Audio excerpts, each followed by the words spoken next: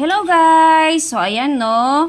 Yan, asawa ko nagluto nito guys, tong adobong kangkong na to no, yan. Na may tofu. O di ba? Yan ang ating tanghalian ngayon.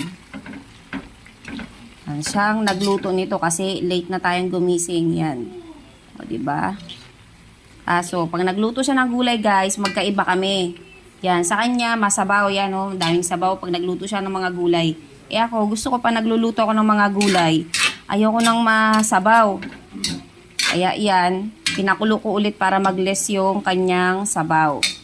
Kasi masarap yung gulay na medyo hindi siya masabaw, guys. Ayan, di ba? Healthy ang ating food ngayon, no? Yung pinakakarni natin ay tofu yan. Yan, healthy na yan. Yan na yung karne. Kapag nagda-diet ka, ito yung pinaka-meat. At syempre, more and fiber tayo, yan, kangkong, para sa ating tummy. So, ayan guys, ang ating tanghalian for today. Adobong kangkong with tofu. Thank you for watching.